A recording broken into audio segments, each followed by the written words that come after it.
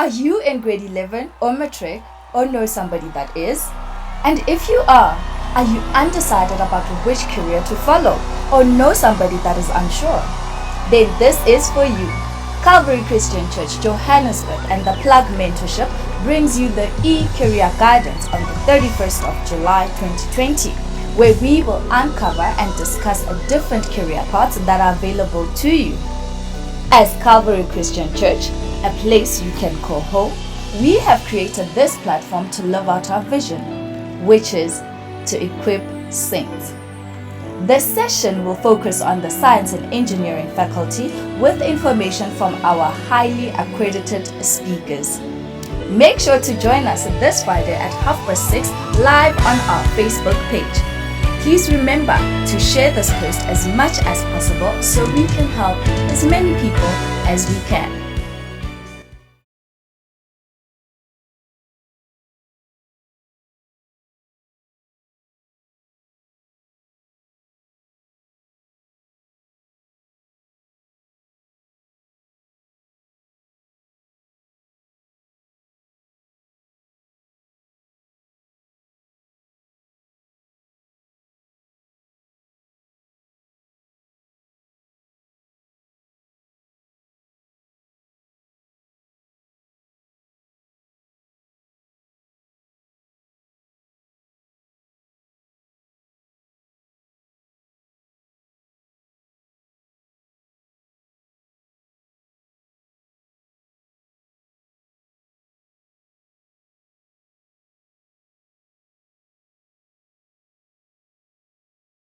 With the coronavirus pandemic, we've had to change a few things. And in the way we do life, we've seen a lot of restrictions in society, in activities that we are not able to do any longer, and we had to find new ways in order to do them.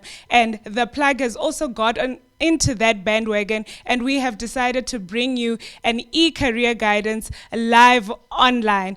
This is going to be an informative session about careers. We want you to make the right decision in terms of choosing your career. I don't want to get carried away. I don't want to divulge too much info before we get into it. I want to welcome you, the viewers, and also, I forgot, we need to pray. Yes, let's just bow our heads and pray wherever you are. Father, in the mighty name of Jesus, we welcome you this evening into this session. Holy Spirit, we welcome you. We welcome your presence. And we say in the mighty name of Jesus tonight, may we receive from you. We pray for all our viewers tonight that they may receive informative information that will help them to make decisions in the mighty name of Jesus. We believe that you are here, and we believe that you will do what you intended this session to be. In the mighty name of Jesus we pray. Amen. Amen. I almost forgot to pray. Can you believe it? But yes, let us carry on with our session. Like I was saying, I wanted to welcome all of you into this session. And I just wanted to say, please, please, please, please share this video, share it on your timeline, share it with your friends, with your family. Please tag them and let them know that Calvary Christian Church Maboneng is live. We are live, and we are having our very first e-career guidance. Please do so. I also have my phone right here, so I will see those who are sharing and those who are tagging. Please do so. And also in the comments line, just let us know where you are connecting from. Let us know where you are connecting from tonight. We want to know who our viewers are. I will just give you a moment so that you can just share this video. I will give you a moment so that you can just tag a friend, tag a sister. You know, this is going to be an informative session, and we need as many people to know. We need as many people to have this information, because I know you know a friend, a sister who's probably doing matric or is wanting to change their careers, and I want you to just tag them so that they can just come and be a part of this very informative decision. So I'm just waiting on you guys. Let me know where you guys are connecting from. Let me know where you guys are connecting from, and also please just share this video. Share this video. We welcome all of you who are watching. I see Pastor TJ is online. I see Ruth is online. Kavarendo is online. Munyadziwa is online. We welcome all of you. Please tag somebody, share this video. We want everybody to know, we want everybody to be a part of this session. And now, like I said, maybe I'll just give you a background short brief in terms of what the plug is and what eCareer guidance is about. So the plug is an initiative that the man of God, Pastor Obedience, laid down in the beginning of the year to help out students. So at Calvary Christian Church, Maboneng, predominantly our membership is students, and we wanted to be able to plug in the students into the church, but also plug the church into the students and see that we improve the lives of our students, improve the lives of our community as well. One of our the vision of the church is the big E, and one of those E's is equipping the saints, and that's exactly what this session is about. We want to equip the saints. We want to take care of the total needs of the whole man in as much as we can. Now, time is of the essence.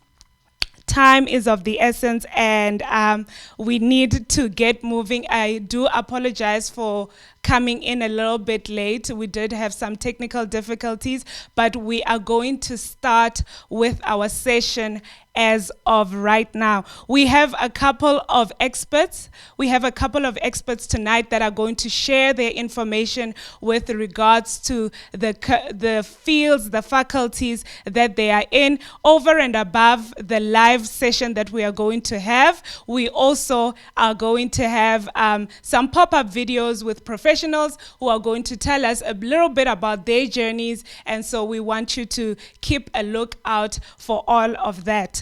Now, I think I should carry on and introduce our first pop-up video. So this is an informative little session from an admitted attorney who wants to just inspire someone who wants to study law, someone who is thinking about getting into the career.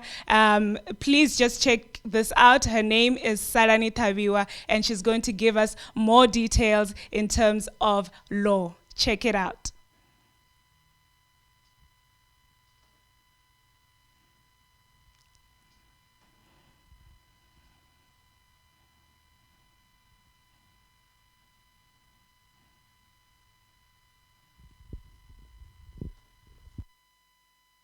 Legal fertility.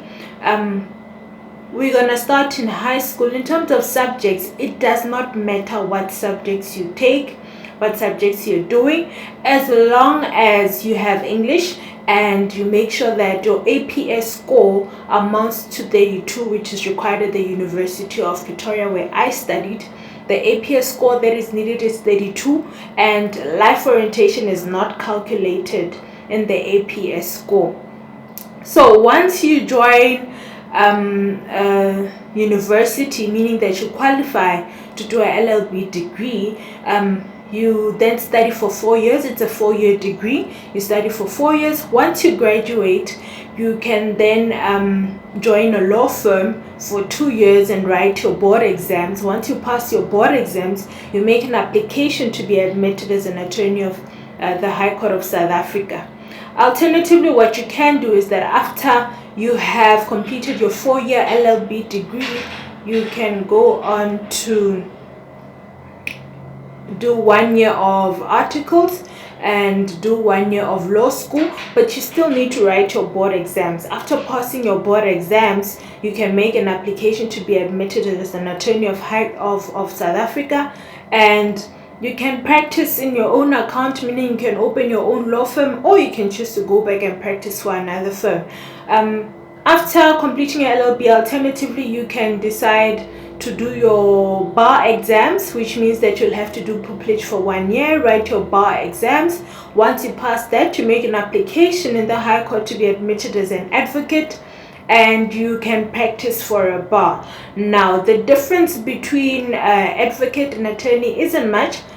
We both fall under the Legal Practice Council, and we both litigate, we draft pleadings, we consult with clients, but mostly advocates don't do that because the attorney gets to do that and they refer that to advocates, but advocates can do that as well. So there isn't much of a difference between an attorney and an advocate, mostly just the title. What you can do as well with the LLB degrees, you can go on to be a legal advisor, where you can work for a company just giving advice. Now, the difference between a legal advisor and advocate or an attorney is that you don't get to go to court, you don't litigate, meaning that you give legal advice, you can draft, but you cannot go to court. Now, also being a legal advisor, you don't serve any articles, you don't write any board exams or bar exams. You can just, with your LLB, be admitted as a legal advisor, or with a paralegal degree you can become a legal advisor, or BCom law or BA law. I'll explain that later. Also, what you can do is be a legal compliance officer. Also with that, you don't litigate. Basically, you make sure that all the company comply with the legal requirements in terms of the law. That's what compliance officers, legal compliance officers do. So basically that's what you can be in terms of the legal fraternity. But also what you can do, if you don't qualify to enter straight away into your LLB degree, is that you can then start with a BA law degree or a BCom law degree, which a BA law degree falls under the humanity section. You get to do a BA law degree for 3 years. When you pass that, you can complete 2 extra years for an LLB, which means in total it will be 5 years, and you can choose which stream to go into after that. Alternatively, you can do BCom law as well, which is in the commerce department, for 3 years, and when you're done with that, you can do an extra 2 years of LLB. And once you pass your LLB, you can follow the streams that I advise you of prior to this, in terms of what you want to do. Basically, that's an overview of what you can do as with the LLB degree, or as an attorney, or advocate, or legal advisor, or a compliance officer. Another thing is that in terms of the law, there's criminal law and then there's civil law in terms of and the law itself. Criminal law is basically when you deal with accused persons, people that are arrested, and you basically get to assist them as the attorney. Another thing that you can do is that after you get your LLB degree, you can then decide to join the aspirant prosecution course and become a prosecutor, meaning that in a criminal case you represent the complainant, and you get to represent the victims in court, which means your job is to litigate in court. That is what a prosecutor does. Now, the difference between a prosecutor and attorney is that a prosecutor stands for the victim or the complainant, and an attorney represents the defendant or the accused person. My apologies. The accused person in a criminal matter. And a criminal matter basically deals with people that are arrested for unlawful conduct, for rapes, theft. That is criminal law. Anything that is not in line with the law is criminal law. Now, there's also civil law, which is what I practiced in. Civil law mostly deals with disputes that a person feels that they want to open a case for. For example, family law, which is divorces, which is maintenance, which is protection orders, children's court, motor vehicle accidents. Civil is quite broad because there's family law, there's corporate, There's estates meaning you deal with administrating a deceased person's estate. Corporate laws in terms of businesses, family laws, family stuff.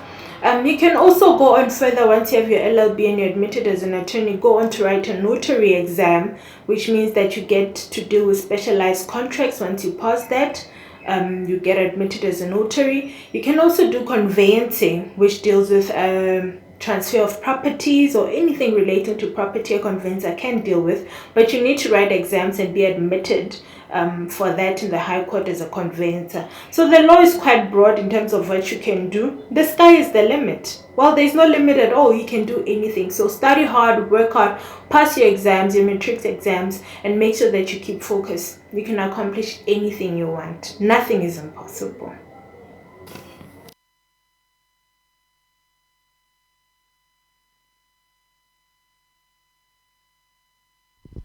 Sorry, I'm new to this, but thank you to Sarani who gave us such informative information with regards to the field of law.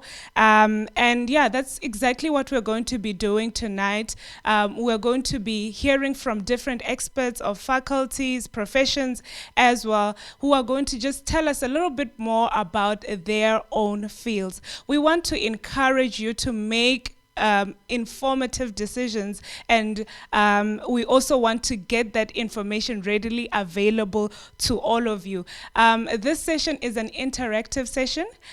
We are allowing comments. We are allowing questions as well. Like I said earlier, we do have experts who are on the line with us tonight, who are going to be speaking about the TVET colleges. They're speaking about learnerships. They're speaking about the Faculty of Science and the Faculty of Engineering. So please, please just pay attention. If you have any questions, do let us know in the comments line. We'll try to take as many questions as we can, and we'll try and read as many comments as we can, because we really do want to give you the best that we can offer with the limited resources that we are under. So this session, guys, just an FYI, a side note, this session is the part 1. So we'll have another part where we'll have experts from commerce field, management, humanities, and all of that. But tonight, our main focus is the Faculty of Science, TVET colleges, the Faculty of Engineering, and learnerships. Those are our main focuses. Our pop-up videos will be just professionals who will be talking about their own journeys. But all in all, I think it is worth the watch. It is worth the sharing as well.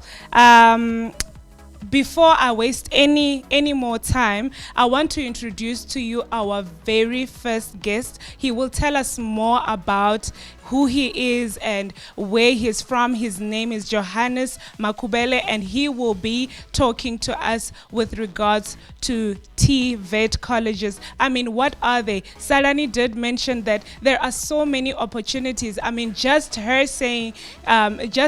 going into the law field, we realize that law is just not a one dimension. There are so many other things that we can go into, and I believe that we also need to know as much as we can with regards to what does a TVET college offer. What does a TVET college, what opportunities can I find at a TVET colleges if I'm leaving matric, if I'm wanting to change courses and information like that. And I believe that that kind of information Johannes will share with us. Johannes, welcome to Calvary Christian Church, and thank you so much for being a part and agreeing to do this with us tonight. We really do appreciate it. We want you to let us know in terms of the TVET colleges. But first, before we even go into that, tell us a little bit about yourself, your name, where you're from, and what you do. I think we've lost Johannes there for a second, and I'm sorry about that. When we get him back, when we get him back, we will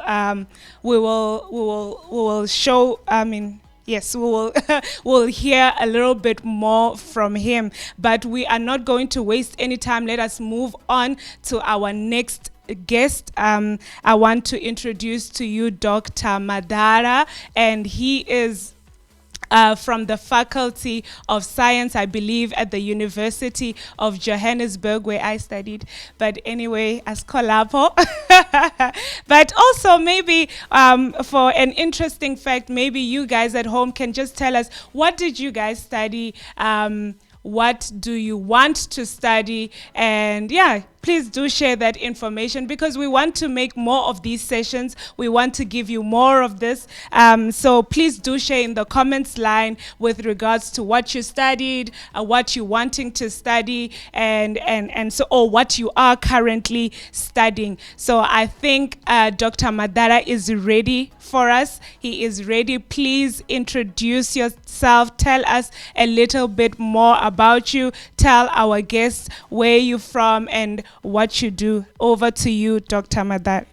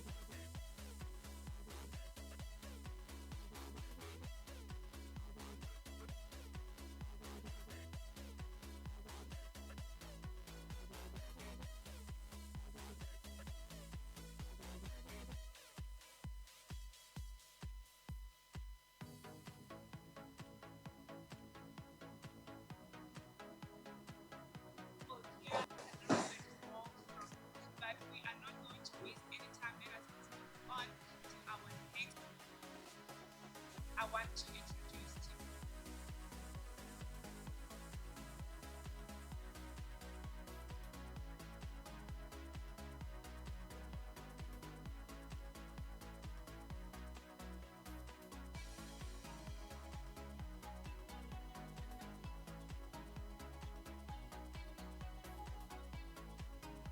What do you want to study? And yeah, please do share that information, because we want to make more of these sessions. We want to give you more of this.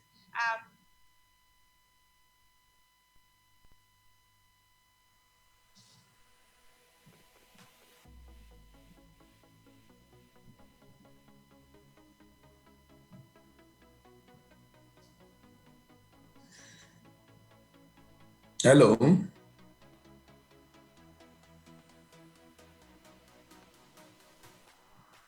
Hello. Can you guys hear me?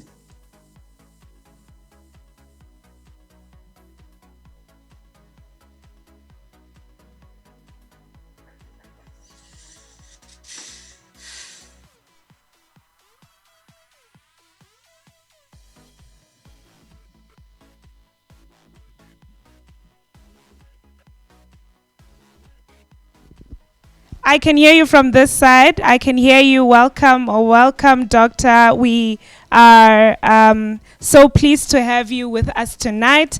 Please do introduce yourself to our viewers. Tell us a little bit about yourself. Tell us where you're from, and tell us what you do. Thank you. Thank you very much. If you can hear me, that's very nice. My name is Ntakadzeni Edwin Madara. I'm a senior lecturer teaching biochemistry at the University of Venda. Yes, I think you made a little bit of a mistake there where you said I'm from UJ. Actually, I just moved from UJ to the University of Venda, where most of my academic years at UJ, 14, where I worked and studied at UJ, but recently I have now moved to University of Venda, where I'm teaching biochemistry. To have lost you guys, so If you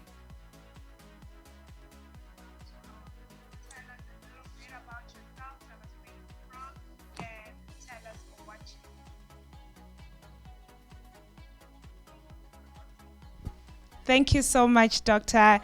Apologies for my mistake. We welcome you. And tonight, as you've heard us speaking, we just want to divulge a little bit into the Faculty of Science. We want you to give us a brief rundown on what the faculty entails.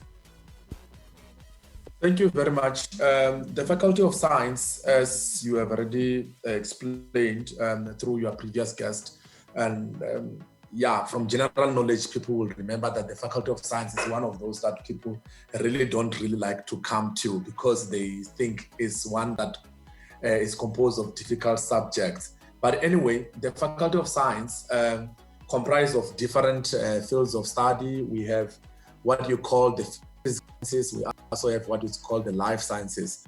Within the physical sciences, you have the likes of physics, you have the likes of chemistry, you have the likes of mathematics, you have statistics, you also have computer sciences. I've already mentioned physics. In the life sciences, you have the likes of zoology, botany, biochemistry, microbiology, and other medical related fields. So the Faculty of Science gives different types of qualification depending on which stream you choose. Like I've said, we have the physical science stream. You also the life science stream. So in the Faculty of Science, like I said, you can build yourself to go to different careers. But again, before one chooses a career to study under the Faculty of Science, I always believe that anyone who wants to become a seasonal career person should at least have a purpose in life, meaning that when you choose a subject or when you choose a field of study which you want to carry on with, you might have to first make sure that that is aligned to the purpose of your life. If you want to become a medical person, you have to choose subjects within the life sciences stream. If you are more data-driven or physically engaged, you'll go science type of field. Then it's just issues of preference. But I would rather not use the word preference. Instead, I would rather use the purpose of life. What do you want to achieve after you have gone through your studies? Should I continue?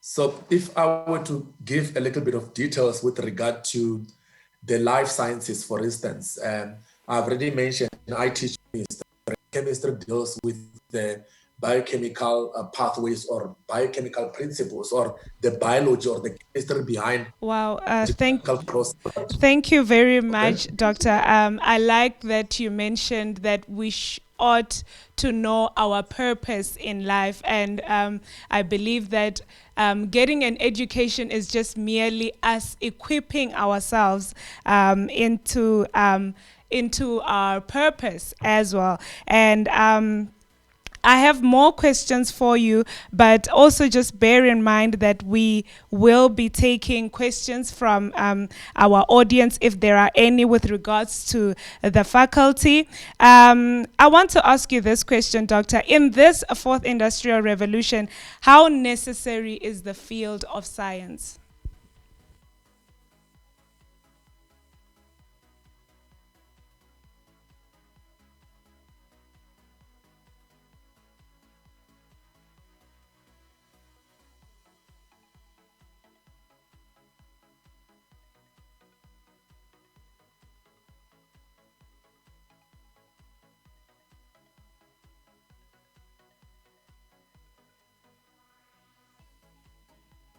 Professor Marwara, who is the Vice Chancellor and Principal of the University of Johannesburg, is champion of fourth industrial revolution in our country. So basically, you would remember that in olden days, people used to do things physically. These days, some of the things that we live with on a daily basis that are computer aided. For instance, the way we drive cars, the way we do things in life. I mean, our cars these days can speak to us. The cars these days can drive themselves. I've been recently in Dubai, where, for instance, I was taking a train around Dubai city, which does not have a driver. So that train drives itself. Whenever it gets to a station, it's programmed in such a way that it will stop at that particular station, and we get off, we get in, and the train will drive itself to the next station. So then you can start to see that fourth industrial revolution is getting into our life, our daily life. Now, these days, for instance, with the aid of platforms such as this one, we are able to do our meetings. Whereas in previous days, we wouldn't be having, we wouldn't be using computers to have our meetings. We'll be physically meeting.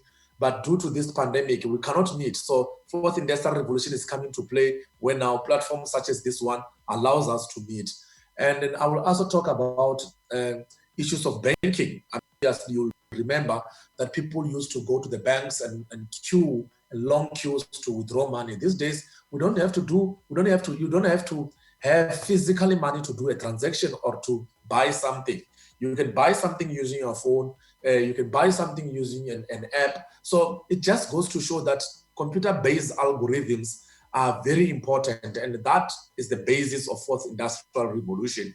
So I will also talk about how we diagnose diseases in hospitals. Recently here at University of Venda, we have acquired a very sophisticated instrument called liquid chromatography mass spectrometry. So this is an instrument that you can use to diagnose disease. You can use this instrument to sort of do forensic investigation. So that means in the near future, you might find that in our rural hospitals such as Chilizini, we might end up now having an instrument such as a mass spectrometer, which you can use to diagnose diseases, meaning that in a hospital ward, you might find that there is a small mass spectrometer kept on the side in order to aid with diagnosis of diseases. So this is just an example of how fourth industrial revolution is coming to play and aiding our life. So I've already spoken about different examples of where fourth industrial revolution is coming to play. It's not only for computer-based, like I've said, in medical space, in food industry, in so many places, fourth industrial revolution is becoming relevant. I hope my answer gave a clear description of what fourth industrial revolution is.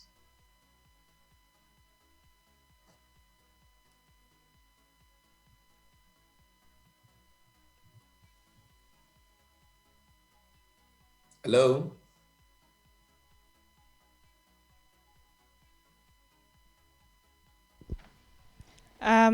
Very true. I believe.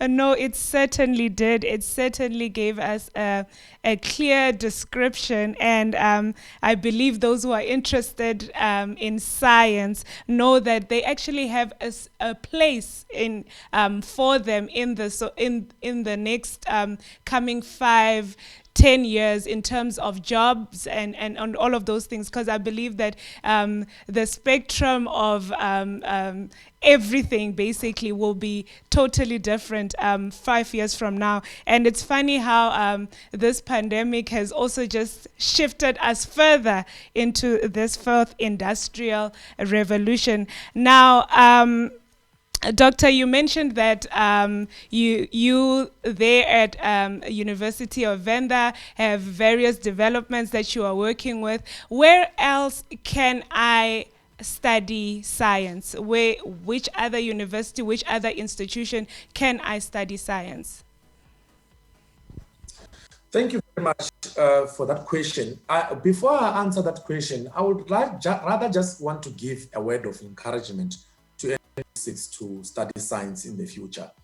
I basically don't want people to restrict themselves in terms of geographical locations where they can study science. And basically, almost all the universities in this country offers science degrees. However, I've always found it very peculiar and very difficult to understand from a point of view of an established scientist who travels the world, that South African youth tend to limit themselves to a specific geographical location. For instance, you find that all people would not want to think of themselves going outside this country, for instance, going to the UK, going to the America, going to other continents to go and study. So yes, the basic answer to your question is that almost every university, you name them, be Wits, be UCT, be Pretoria, be UG, University of Free State, Twatwa, you have University of Western Cape, UCT, Stellenbosch University, you have Nelson Mandela University, you have your Fort Hare University, Walter Sisulu University. Every university in this country offers a science degree.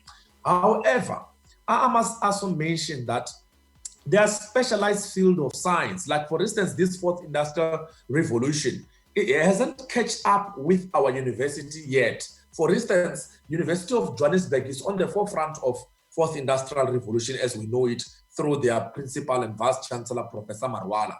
However, if you go further and think of other universities such as these ones, like University of Venda and other previously disadvantaged institutions, they are not yet at the level where they can roll out a fourth industrial revolution inspired program. So my advice would be, if you want to do science, rather think outside the box and apply scholarships. The government of South Africa has made available bursaries that allow students to travel abroad to go and study. The likes of Professor Marwara, for instance, they studied overseas. Hence, when you gauge them and look at the way they think and look at the way they are operating at a level that is a little bit higher than someone who's trained within the country. Basically because they have been trained on these things such as artificial intelligence. For my first was an engineer.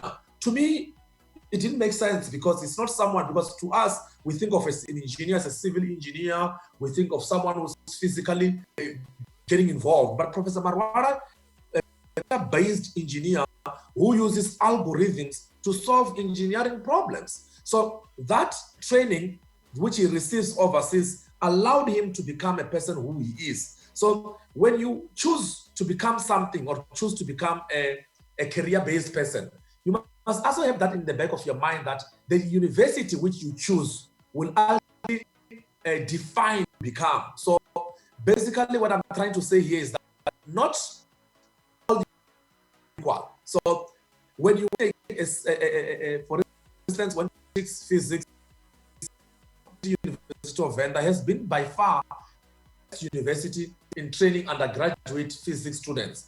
Then you can come here. It might be good in some medical science, you can go to use it. But what I'm also trying to emphasize is that try to also look outside this country and go and study very sophisticated, using sophisticated education, sophisticated programs, which you can bring in the country and also train our people on those things like the likes of Professor Marwara are doing currently in this country. I hope my answer is detailed enough.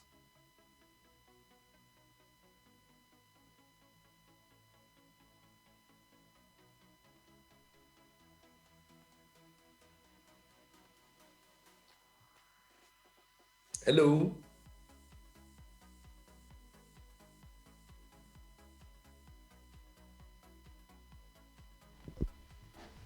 Very, very interested. So I'm a village girl with limited resources, limited information. And so I hear the doctor say, well, you can study overseas, but how do I get this information? How do I get the scholarships? How do I, find out more information? I think the other thing about it and about our rural communities is that there's very limited information and there's very little access in terms of internet and so forth. How would you advise someone who is in matric right now with very limited resources in order to get information about studying abroad specifically? Thank you very much for that question. Yes, it's very difficult coming from a village to sort of know these things. But I'm happy that these days we're having platforms such as these ones where we can share information. So, for instance, basically when one wants to study or advance their career, there are a lot of opportunities for those type of people. For instance, if you have a bachelor degree already from the university, you want to further your studies by doing postgraduate studies, there is very easier because in platforms such as National Research Foundation, they have bursaries dedicated specifically for students who wish to study abroad. But you also have other government departments. Like, for instance, you talk about the Department of Health. The Department of Health does offer bursary that takes students to come to countries abroad to go and study medicine. You know the famous program that we have with Cuba. Through the Department of Health, you can go and study a medical degree in Cuba and come back and operate as a medical doctor in our country. So that's just one example of such program. So the government departments, different government departments have different bursaries or multiple bursaries which you can apply for in order to go and study abroad. So depending on the field in which you want to study, I know the Department of Water Affairs, Environmental and Water Affairs, they have bursaries that allow students to go and study abroad. So it all has to be something that you have to purchase, you have to ask. So the starting point will be different government departments.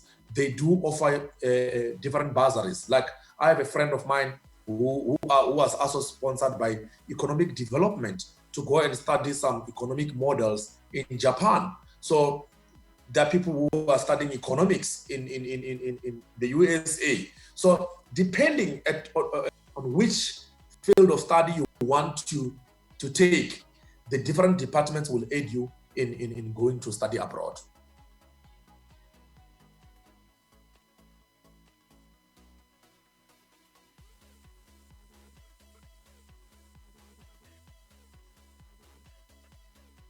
Hello?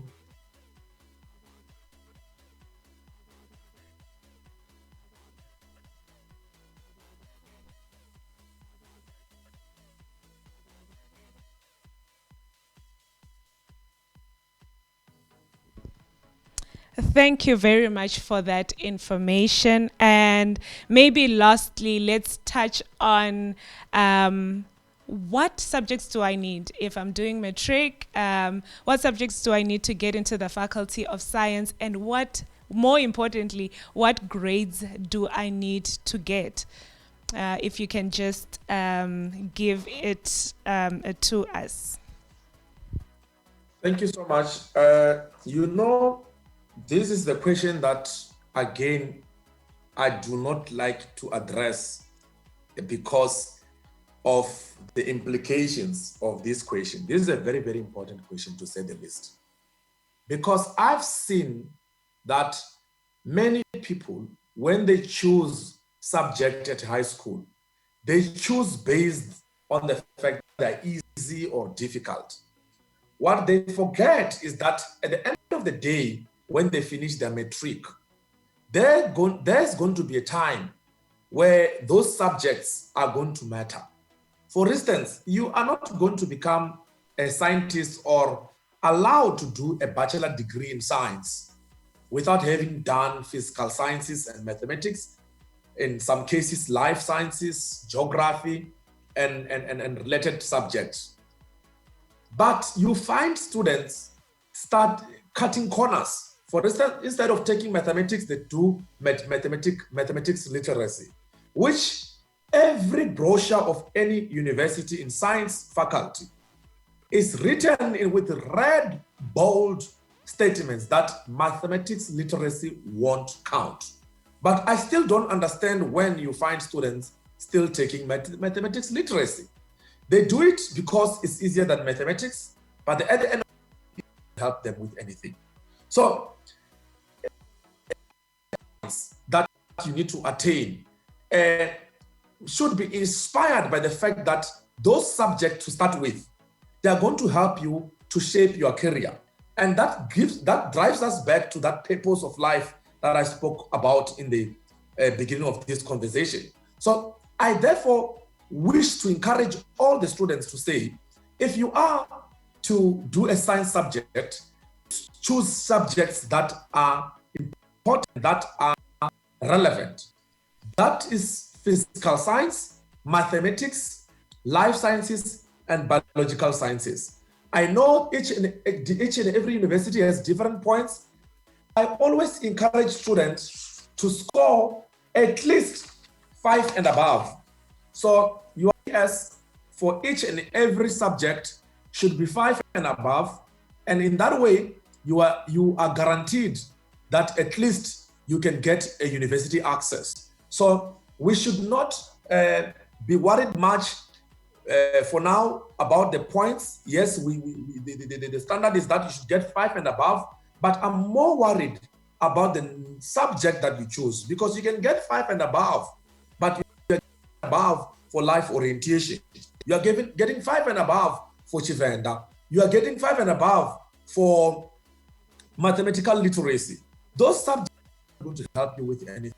So I therefore wish to encourage you to start subject carefully, so that when it comes to time to calculate your APS score, you calculate it based on subject that matters. You can score a very huge APS score, but if your subjects are not relevant, it's still fruitless. So to me, I would then advise people to at least choose correct subjects, and in each and every subject, try to score 5 and above. That will be very, very helpful for you when you go to choose your career.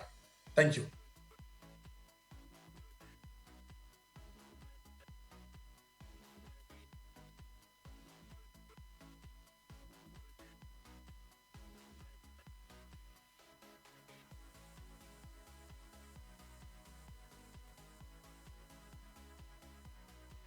Hello.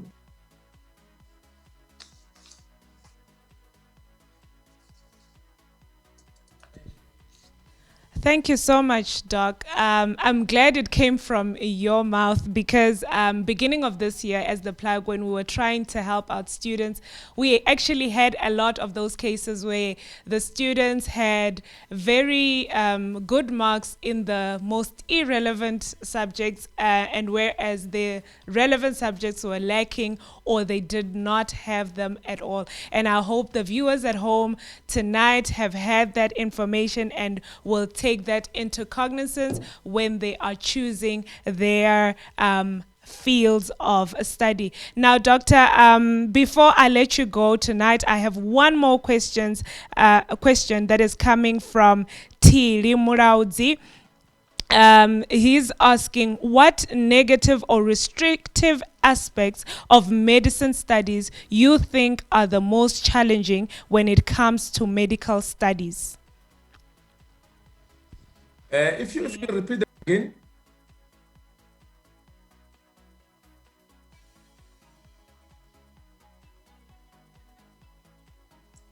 If I heard you very well, you talk about the negatives or the restrictions of studying medical sciences. You know, there are no negative restrictions, there are no negatives. The thing is that what compels someone to any particular field in science should be driven based on your purpose of life, like I've already mentioned. The question is, what negative or restrictive aspects of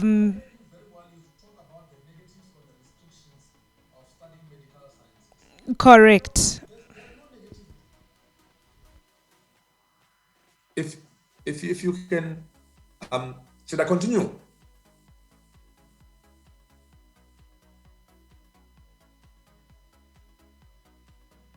So I'm going to continue and say that you need to be driven, first of all. So there are no negatives, there are no of choosing medical sciences. What I would rather advise someone who's going to medical sciences is to specialize. You know, our country lacks specialists. For instance, if you go for a medical degree and you want to just become a normal GP, there are many GPs in the country right now, but there are not so many people who are, for instance, who are cardiologists, specializing with heart-related diseases. We have oncologists who are studying cancer. So internal medicine, ophthalmologists who are dealing with eyes. So we need specialized people.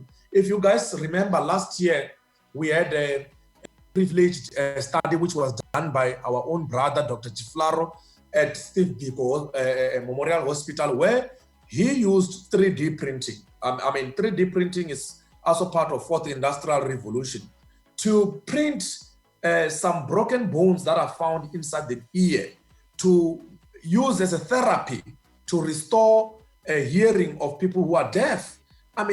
Again, that's another prime example where now you are using fourth industrial revolution to aid in medical treatment. For instance, in restoring hearing of people who are deaf, that was revolutionary.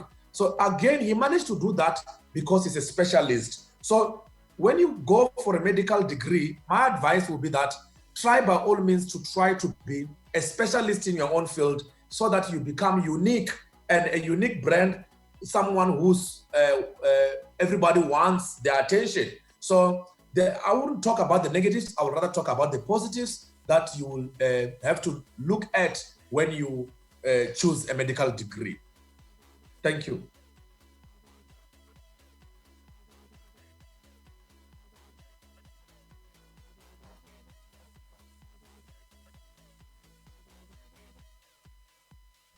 Someone who's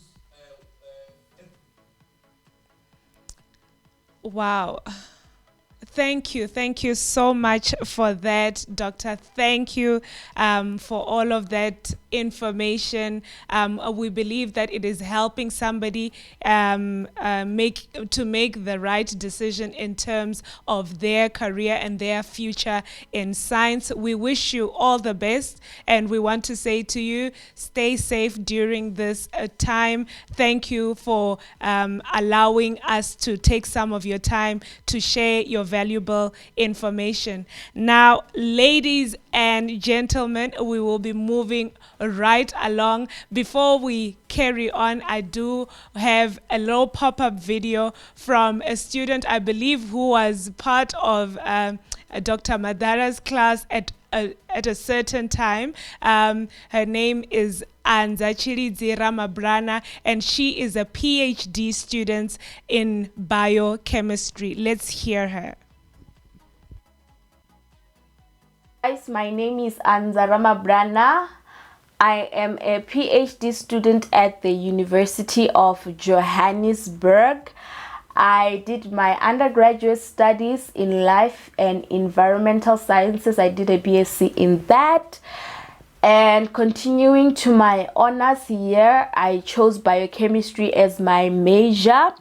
And then in that field, I was mostly focused in molecular biology. For my master's, I joined a plant metabolomics group where we studied and focused on a plant which in Venda is known as moshiji. We studied its properties and all the compounds that are in that plant. It's a beautiful plant. You should continue eating that plant. Anyway, currently I am registered for my PhD. This is my first year and I'm still in the plant metabolomics group. The journey that I am taking is into academia. So if you are going to go into academia, into research, into that type of science research, you really need to be grounded. So you really need to do your honors, your masters and your PhD to be recognized as qualified enough to be like a proper standalone researcher. The metric subjects that you need in biological sciences are your chemistry, your biology, and your physical sciences, and your mathematics, not mathematics literacy or any other type of mathematics, but the pure kind of maths. And the APS score in my field, which is life and environmental studies, I needed an APS of 30. I'll make it a point that I put a screenshot of the prospectus. You can also view the UJ prospectus at www.uj.ac.za. And I do encourage you guys to already go and apply. I know UJ opened quite very early. I'm not sure if they've closed already, but most universities have their online applications already open. I do encourage you guys to apply in time so that you are not stranded last minute. Okay, so the personality traits that are needed for someone who is interested in studying life and environmental sciences or to be in the faculty of science, I really think you need to be someone who's passion driven, someone who is very focused, and someone who is hardworking. It's really a lot of work, a lot of studying, it needs compromise and a great time management. And you need to be someone who's inquisitive. You need to be driven by that thing. I need to know how, for instance, the mechanism in the body works or whatever, or the molecular dynamic of a plant. So you need to be someone who's willing to go out there and get the knowledge about how things work, how your plants work, how the human system works, how the animal systems work. So you really need to be someone who is focus driven. And if later in your studies you do decide to go into academia, into research, you really need to be someone who likes to read. If you do not like to read, you won't survive, because for you to form solid research, for you to be able to write things that are of value, you need to have done basic research, good research, then you can base your findings on. So the basis of the story is biological science. This is a lot of work. You really need to be someone who's focus driven, someone who loves life sciences, who loves physics, who loves mathematics, someone who loves chemistry, because being in science is like all those science that are very separate in high school, they are going to be merged. So you really need to love that very, very much. So the type of bursaries that are out there for you guys, I really think you guys should be looking into a lot of pharmaceutical companies. We have quite a few. You can also look into CSIR, Food, Bev, and CETA. I will put at least somewhere here of some of the bursaries that you can look for. You can also look at ESCOM, SASO. There's a lot of companies that offer these things. I'll list some of them here. You need to get good marks for people to consider you as fundable. Like, you really need to prove that you can work hard. So I really encourage you guys to study very hard for your matric. Maybe you already have good marks from your grade 11, but you really need to prove that you are fundable. So they really need to see that this person is not going to come out here and waste our money. So if you are to approach companies and everything like that looking for funding, have good marks to show that you're a good and a hard worker. So the advice that I can give someone who is currently going to pursue a tertiary career or doing a degree or whatever you are going to choose to do is that enter with an open mind. Don't just go there with one mindset that I am going to go study, go to the library, write tests, write exams, pass, and just walk out of a degree, out of the university with a degree. Like, asset yourself with skills, get some experience. You can do a lot of things while you are in a university environment, in a learning environment. You can either be a tutor, be a practical demonstrator, learn how to make money on the side, but don't let that interfere with your studies.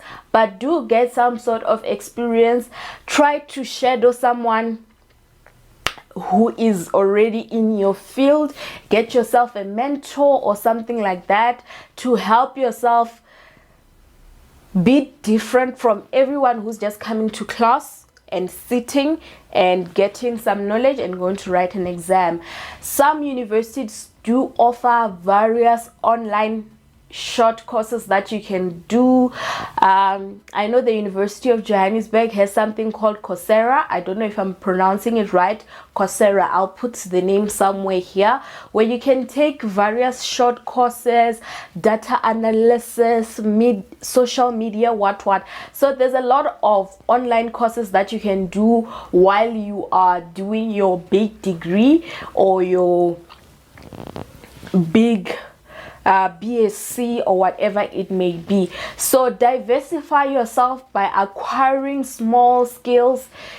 They can be like management skills, something that are business related, so that when you go out, you'll be like, I have my degree, but I know how to do 1, 2, 3. This is what sets me apart from the different applicants that are applying for this particular job. Or it can even equip you to start your own thing. So one thing that you need to know about going to university, it doesn't necessarily mean that you are going to go into the workplace. You might be that person who has that bright idea to start something new, to start a business or whatever. So you need to really equip yourself. I think that is it for me. I wish you guys all the best and may God bless you with your careers and everything that you are about to do. Stay winning, work very hard, and make yourself proud. Thank you so much, Anza, for that informative session that you did for us. Looks like science is the way to go, guys. I hope you guys at home are inspired. Please do let us know in the comments section below. Just let us know what you think about sciences, if you're inspired. If you have any questions, please just drop them down and we will try and attend to them. Right now, without wasting any further time, we want to go into TVET colleges. We've been hearing a lot about university, but we know that there is an opportunity to also study at TVET colleges, and we have Johannes on the line, back with us on the line, who's going to answer some of our TVET questions and also just give us more information on TVET. Johannes, you are welcome to Calvary Christian Church. Mavoneng, we welcome you to the eCareer Guidance. Thank you so much for joining us. Please just introduce yourself and tell us a little bit more about you.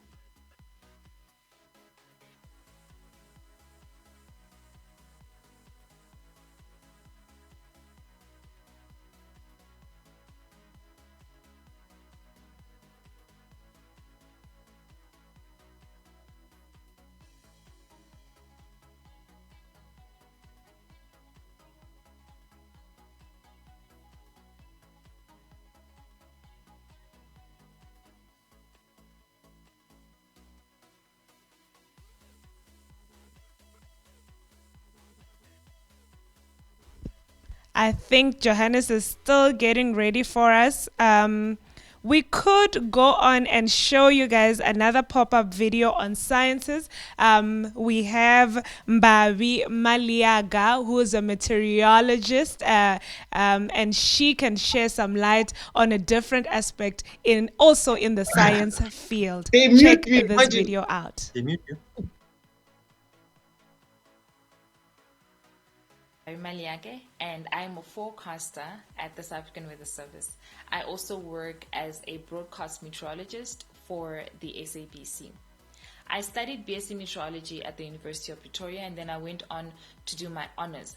And for me to actually work as an operational forecaster, I had to do a postgraduate diploma in forecasting for almost 9 months. And then at the end of the year, I started working at the Pretoria office as a forecaster. When I was in high school, one of the biggest misconceptions that I had, and I've seen this with a lot of students that end up studying meteorology, is that I assumed the main subject that I had to have was geography, which is not true. Geography is a good addition to have, but even if you don't have geography, you can actually still be accepted into meteorology, provided that you have pure mathematics as well as physical sciences. Because simply put, meteorology is the study of the atmosphere and the movement in the atmosphere. And to describe any form of movement, you use a lot of physics and a lot of mathematics. And the field of meteorology is the applied version or application of physics and mathematics, to put it in simple terms. So as I mentioned earlier on, I am a broadcasting meteorologist as well as a forecaster. So not everybody that works as a forecaster works as a broadcast meteorologist, and not everybody that works as a broadcast meteorologist works as a forecaster. But being in both fields has made me realize that there are a couple of traits that would work well for you if you do decide you want to become either meteorologist or a weather forecaster. You really need to be able to be a good communicator, because we communicate from official communication with disaster management officials to, the little old lady down the road who just wants to know whether or not a thunderstorm is endangering her, if she's in danger, and just putting her at ease. You also then communicate with radio stations, with TV media that want interviews with you, for an upcoming severe weather event, for example. So you really have to be versatile in the way that you communicate, and you have to be very aware of the audience that you're communicating to, because you're trying to relay a very scientific message in a very simple way without losing the scientific essence of it. So you have to be a very good communicator. And also I realized that, you should never stick to just what you studied. There are many, many ways that you can equip yourself and empower yourself to not just be narrowed down to what you studied, because that's what tends to happen in the scientific field, that people are narrowed down to just what they studied and they never grow out of that. So always be willing to grow, always be willing to learn. Really, the world is your oyster. You can do whatever you put your mind to, whatever you set your mind to, you can do it. So honestly speaking, I think the greatest advice that I ever received is never stick to what you studied, and always empower and always equip yourself. Hi, my name is Barima Liake, and I'm a forecaster at the South African Weather Service. I also... Wow, another field that one could take on. Thank you so much, Mbabi, for that. Like she said, you don't need geography. There are so many misconceptions about studies, about courses and all of that. And it's important for us as learners, or even if you want to change courses, to really get information in terms of what is required of me and what does this course that I want to do entail. Without any further ado, I also just want to say, guys, please bear with us. Technical difficulties, and delays, those kind of things. Please just bear with us. We are trying our best to bring you the best service that we can. But right now, it's over to Johannes, who's going to tell us more about TVET colleges. Johannes, please introduce yourself.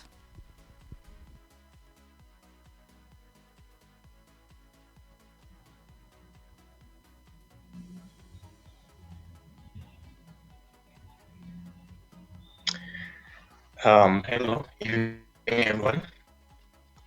I hope you can hear me. I'm not sure if people can hear me, but a thumbs up or just a big say yes, that would be great to see, and see if people can hear me. Okay, all right. I think people can hear me. Okay. My name is Johannes, and I'm from Vent Africa. And Vent Africa, it's a company under Fastenhold, group of companies that Vent Africa does is that we promote entrepreneurship. We looked at the stats of South African youth, unemployed youth, and we realized that the problem is not that people are not educated or people don't go to school. The problem is that there's not enough entrepreneurs in our country.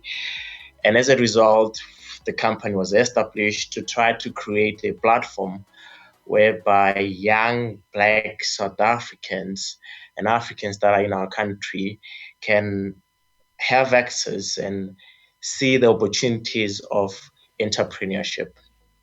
And as a result, we came up with Vend Africa.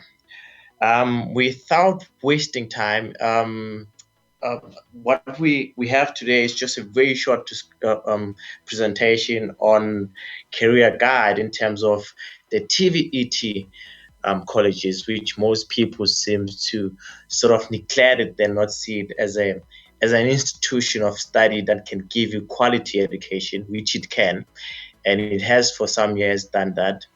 So what we're going to try to do is going to try to look at some of the things that the TVET college can offer you and what kind of careers that we have in them.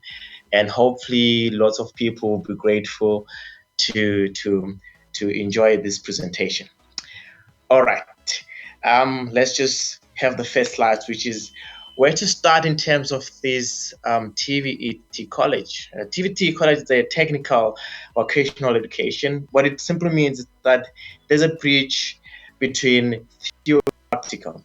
So at the end of the day, when you come with your degree, with your diploma perhaps, you come with diploma, theory and practical. So you are more qualified than someone who just graduated from a university degree, so of theory and practical. So that's what the South African TVET colleges are. And we always try to encourage people that the best thing that you need to do is always go to register TVET colleges to avoid you not getting credits or being recognized by the Department of Higher Education. All right.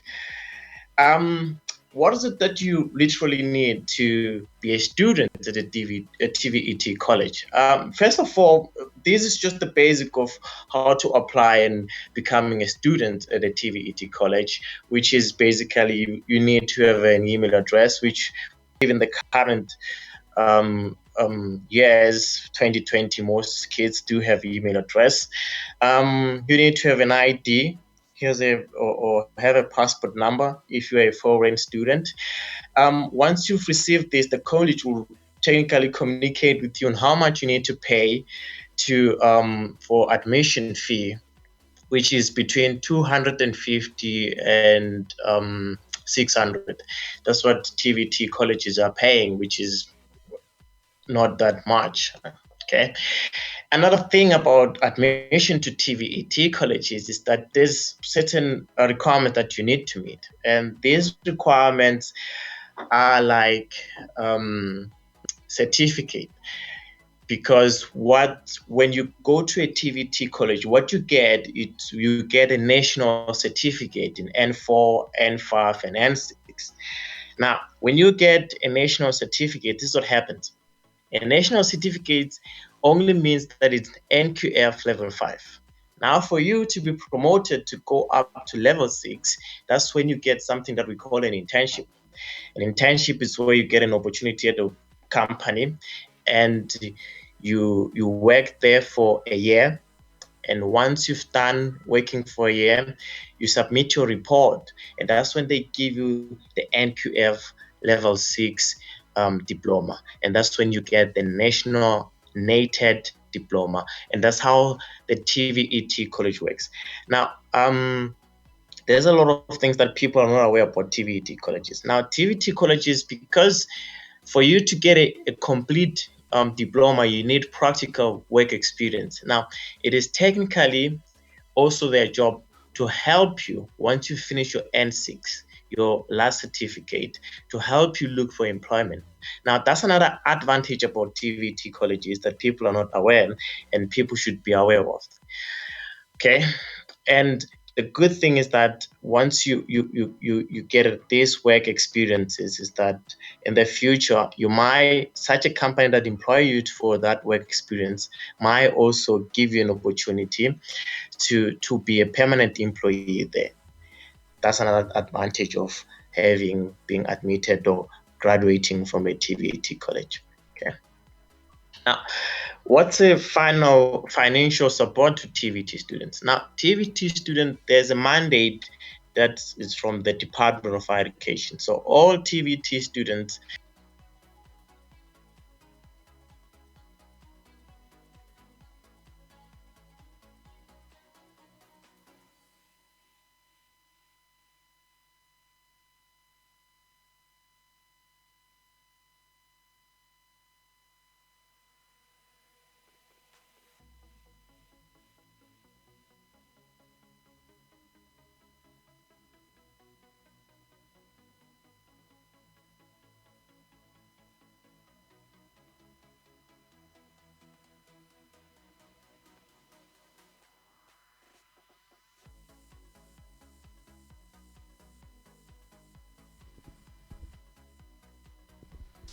I think we've lost Johannes there for a little bit. When we get him back, he will just continue with his presentation, which is very informative. I want you, if you've studied at a TVET college, please do drop it in the comment section. Let us know what you studied at TVET. I think Johannes also mentioned it, that sometimes we tend to neglect them and only leave them. And we only leave them until the last thing, when we are not able to get into universities. But as he's saying, that there are also there are a lot of good things about TVET colleges. They get you training, you can get internship, and you can get a national diploma from these institutions. And it's something that we all really need to look into. Now, don't forget, just drop us in the comment section. Tell us, if you are studying at a TVET college, what did you study at a TVET college, and what was the nicest thing that the advantage that you found at studying at a TVET college. I think Johannes is back, right? Producers and execs. Yeah, Johannes is back with us. Johannes, please do continue with your presentation.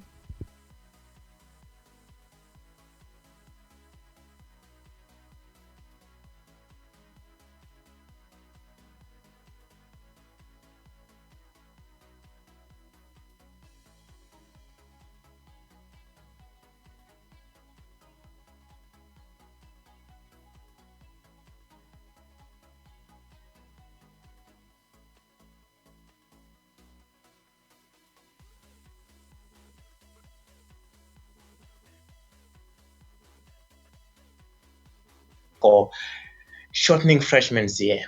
All right, now what does that mean? That simply means that you have the ability to study something that you should be doing for 3 years in a period of 1 year and 6 months. Now, in a period of 1 year, 6 months, you live with the qualification, which is NQF level 5, and it only needs another 1 year and 6 months, which is work experience, to make it an NQF level 6. That's what it is. Okay, another thing that you get from a TVET college that people might not be aware is you earn credits. The credits that when you go to another institution, you'll be credited for to study further your studies. Specialty in courses. What are these specialty in courses about diplomas that are native from TVET colleges? Now, this is, in the olden days, you had teachers' college, which you don't have today. In teachers' college, you go to college and you'll be trained practically. So when you leave with your degree, your diploma as a teacher's college, in the teacher's college, you come out as a ready product, a quality product that is both theory and practical. Now that's what these TVET are doing. If you are doing mechanical engineering, when we certify you, we say to you, you now have a national diploma in mechanics. or engineering, we are saying to you, you know how to fix it. You've done it practically. That's what we mean. And that's when you get your national and diploma. You don't just get a diploma, you get a national and diploma. This means it is recognized in the whole country. All right. Now below these are Gauteng's top colleges, TVT colleges, which is CJC, EWC, TNC, and EEC. Now you can take these links and they will surely help you in the future when you want to study in a TVT college. All right. Okay. Now I think there's a lot of things that people get confused about, and one of those things is that you always ask yourself, why do we have so many graduates that are not employed? We have so many graduates that are unemployed. That's what we are always asking ourselves. Now one of those reasons is what we study. Now, on 66,000 of unemployed graduates, the highest number of unemployed graduates are those that study HR. You might be shocked about this, but it is true. And one of the reasons why is because that's why we started Vent Africa. Is because the country is producing more managers than entrepreneurs. We need to produce people that will help us to build and create business than to create people that are going to manage people. Before you can have people to manage, you need to have a place where these people are going to work. And that's what we need. And one of the courses that we don't encourage kids to take at a TVET college, and that's our job. We need to tell you the truth. We need to tell you what is out there. We cannot encourage you to do something that is, at the end of the day, won't help you. It is human resource management and management assistant. One of the courses that we encourage you to study is business management, mechanical engineering, and motor trade engineering. Those are the courses that will set you up in life and give you the mechanics. The engineering one will give you a trade test, but the business management one, business management in N6, will give you a perspective in entrepreneurship, financial accounting. So it will give you a general perspective about business management, and you have both opportunities on how to start a business or even work for a business that does exist. And that's what we do. We encourage people to do that. All right. Now, what are the things that can we do for you at Van Africa? Van Africa encourages people to start businesses. Now, lots of people are talking about going to school and studies. Yes, with a degree, back up in an idea. Most of us, we are so talented, but our talents are hidden because no one is encouraging us to start a business. No one is encouraging us to study entrepreneurship. No one is doing that. And we all have these talents that are just within us. We're not utilizing them. We're not making sure that they help our country, they help our economy. And that's what we need. And that's the benefit about having a TVET, is that you can go to a TVET for 18 months. You do your theory.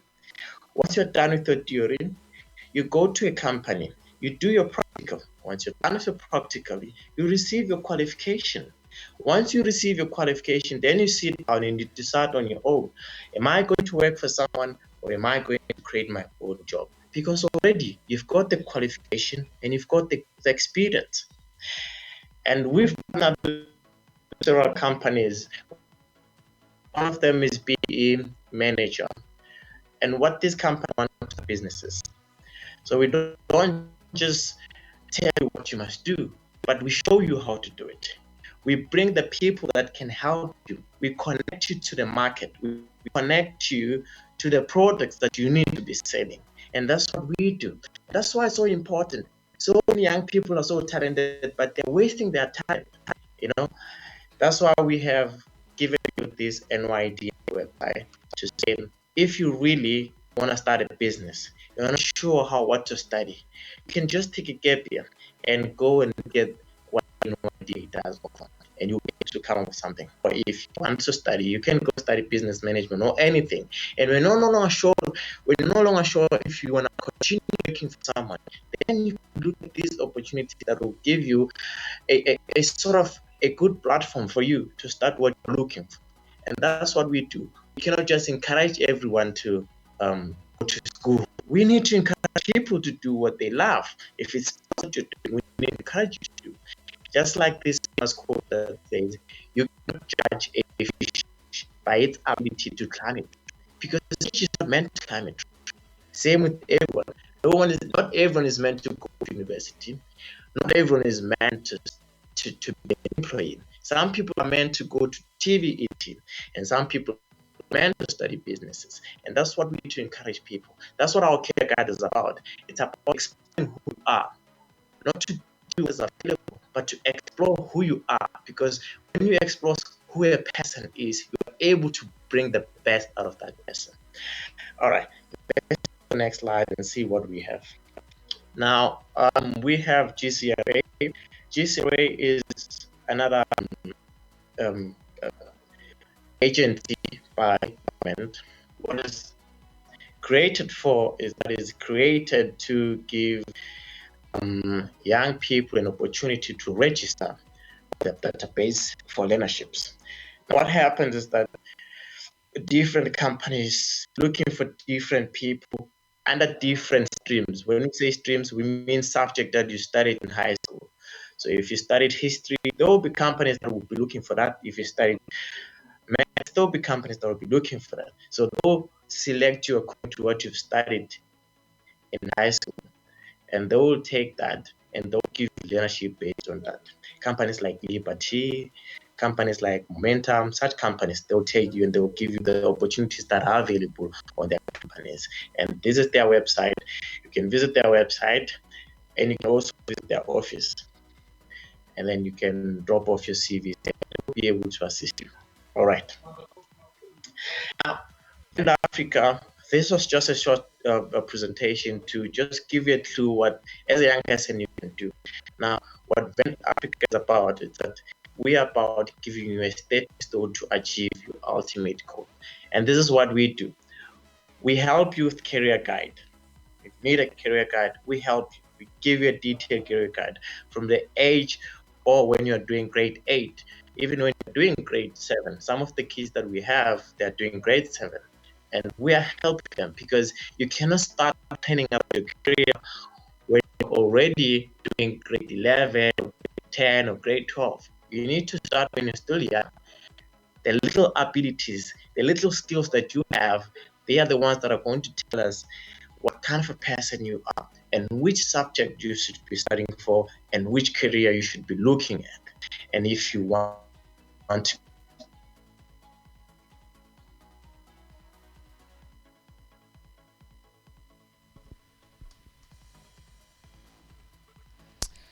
Thank you so much, Janice. I think we've lost you there a little bit at the end, but that was so informative. We thank you.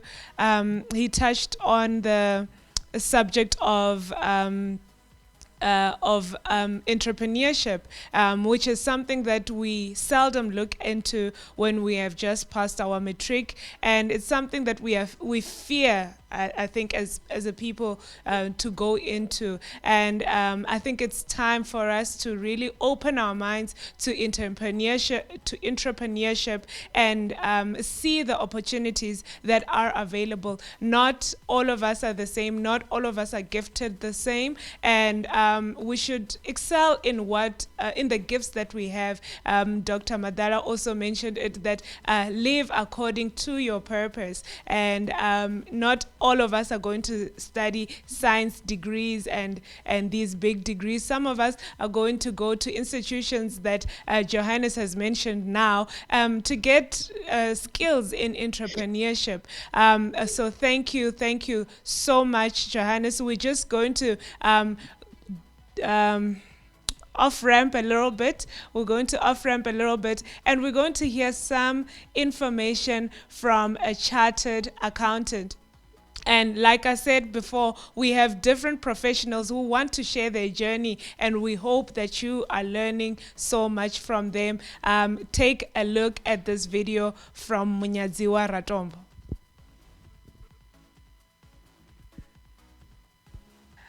Hi everyone, my name is Munyadziwa Ratombo and I am a qualified chartered accountant.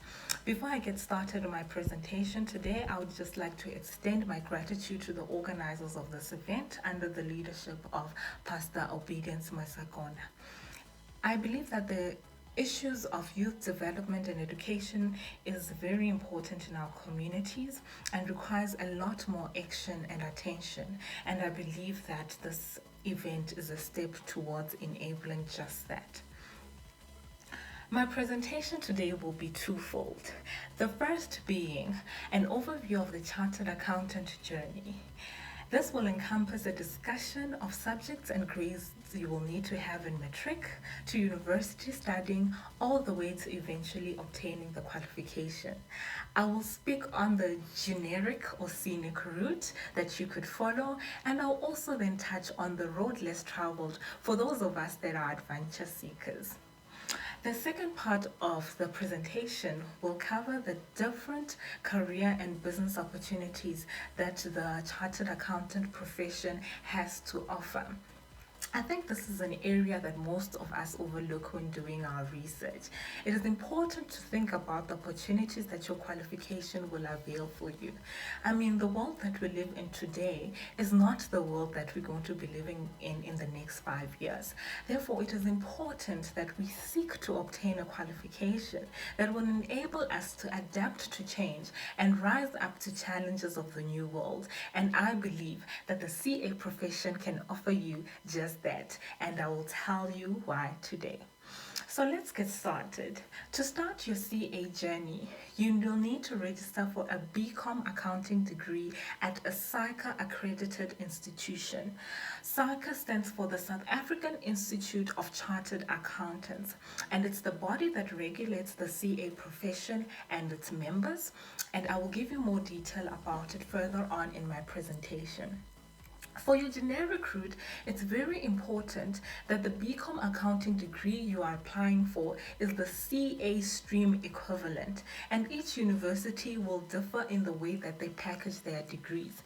For purposes of this presentation, I'll refer to it as the CA stream or route degree. For example, at Wits University, they have your standard BCom accounting degree, and they also have a Bachelor of Accounting Science degree. This degree then leads you directly into the CA stream. Now, for the less generic route, you can apply for a standard BCom accounting degree.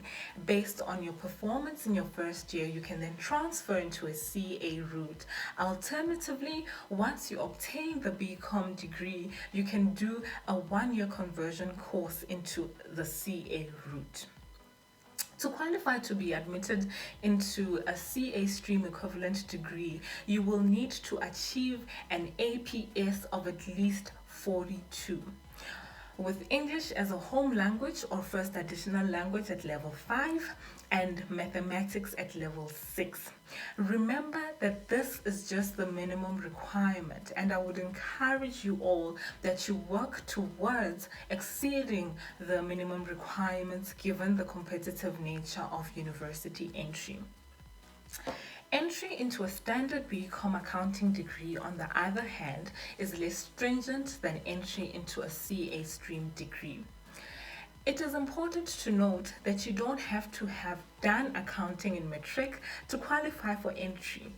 However, it is advantageous to have an accounting background from high school. However, some of the most successful CAs that I know don't have an accounting background from high school. The undergraduate degree is a 3-year program unless you need to do a conversion course. In that case, it will take you 4 years to complete your degree program. Once you complete your undergraduate degree, you then graduate and are eligible to register for an honors degree, which is also referred to as CTA for purposes of the CA stream. CTA stands for the Certificate of Theory in Accounting. CTA takes 1 to 2 years depending on your university. Therefore, this more generic or scenic route involves 4 to 5 years of university studying. Now let's pose a scenario wherein you don't qualify for entry into a degree qualification. You can pursue a diploma in Hi accounting. everyone. Once you Can you complete hear your me? diploma, you can then do a BTech in accounting. Depending on the university, you can then move to a SAICA accredited university and do a conversion course on your BTech degree, so that you convert that BTech degree into a recognized CA stream degree. Once you have completed that, you will then be eligible to do your CTA, and the process for doing CTA is exactly the same as I've already explained. This is the less scenic route, and therefore the studying for this will take longer. It will take 6 to 7 years of university studying. And to conclude on university studies, if you are already pursuing a BCom degree, you can speak to your faculty on how you can pursue a CA stream degree, as this conversion option is readily available at many universities.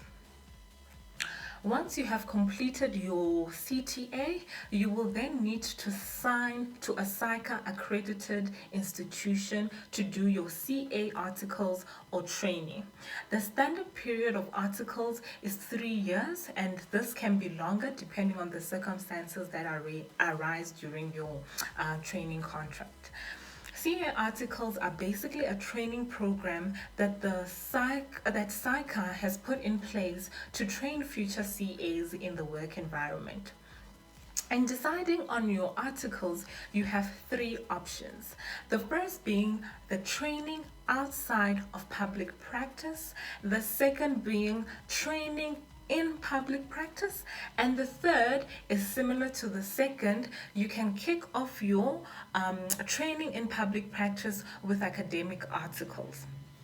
I will start with elaborating on training in public practice. Public practice is basically refers to external audit or external assurance. This is where you do 3 years articles at an auditing or accounting firm. You can choose to specialize in either auditing or taxation.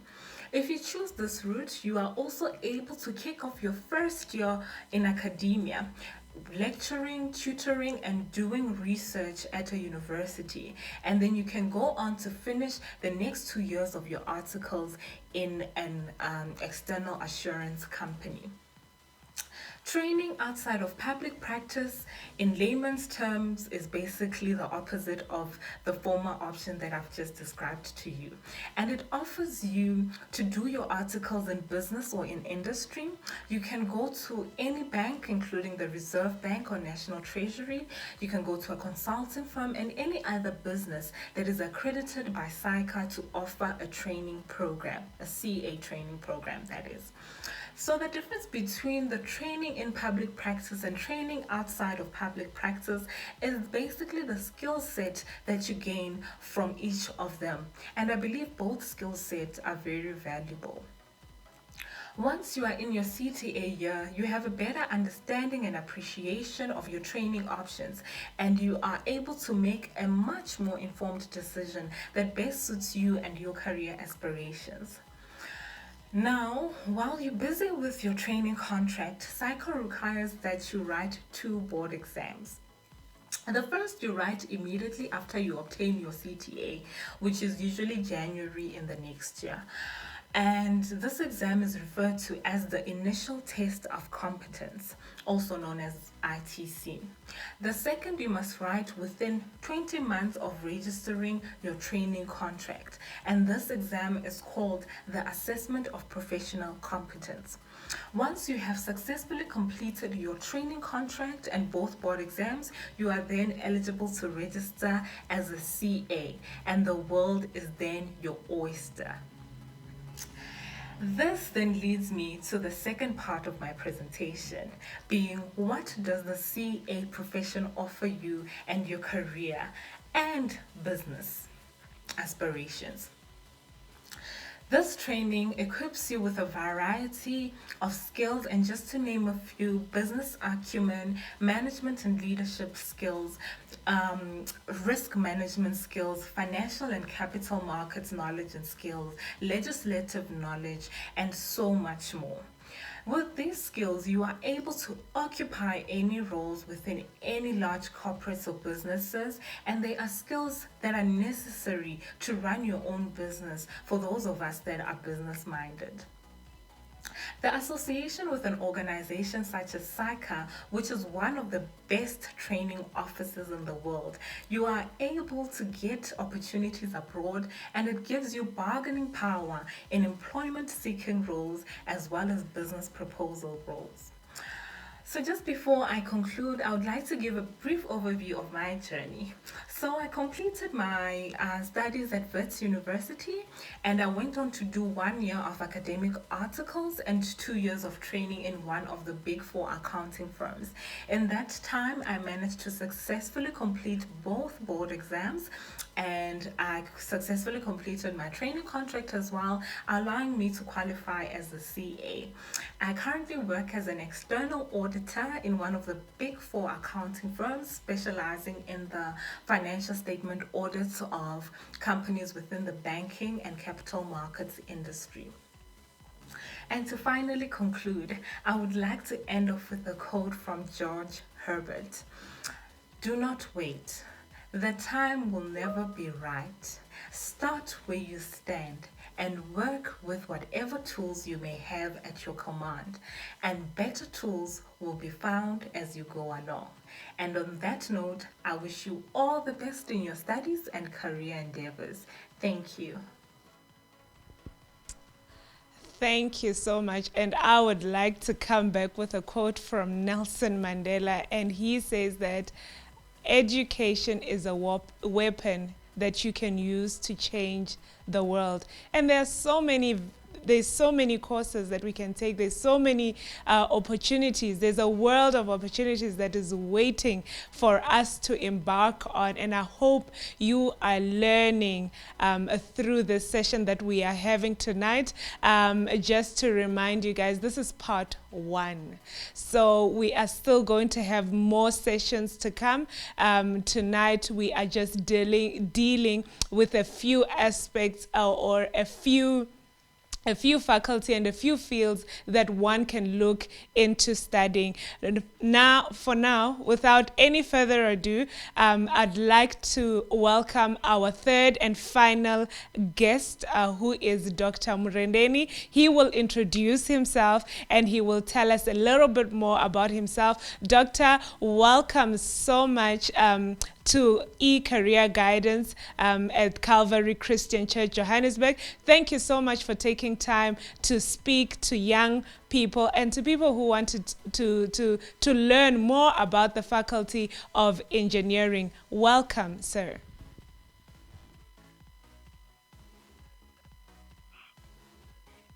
Hello, hi. I trust everyone as well. Just before I start, I just want to ensure that everyone can hear me and can see me. We can hear you.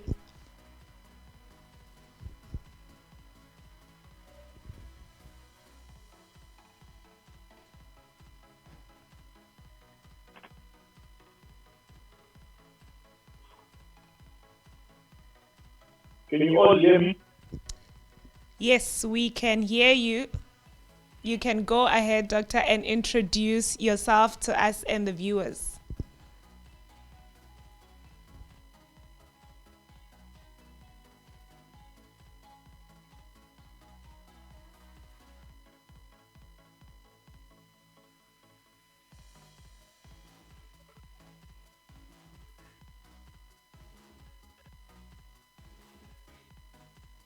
Can you hear me?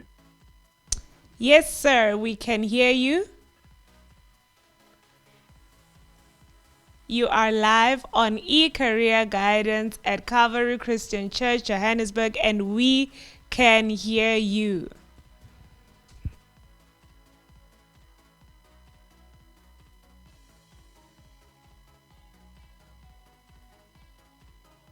Okay. Well, thank you. I am Reneli Pazzi. I am from the University of Johannesburg. So, I am not a doctor yet. I just submitted my thesis. Proposed to review in the next month or so. So yes, I'm a lecturer in the Department of Construction Management and Quantity Surveying. And I'm also a founder of the construction company called eCareer. So what I'll be doing today is just give you an overview of career guidance and a bit of information in relation to your career and how to plan for it, and also give you an overview of university in South Africa. And I'll also zoom a bit closer to the University of Johannesburg, where I am employed. If there are any questions that can be shared, then I can also respond. So what I'll do immediately is I'll share a screen of my presentation, and then take it from there.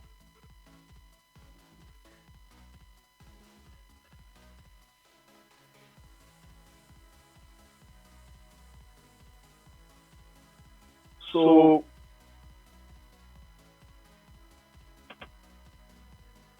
as I did say, I'm from the University of Johannesburg. That's the department I'm from, construction management, quantity.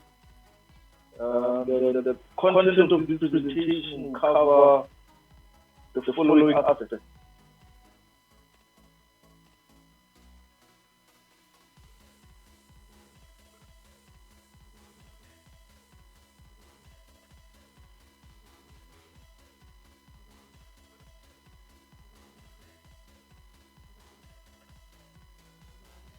The career focus, university focus, faculty focus, program focus, and key.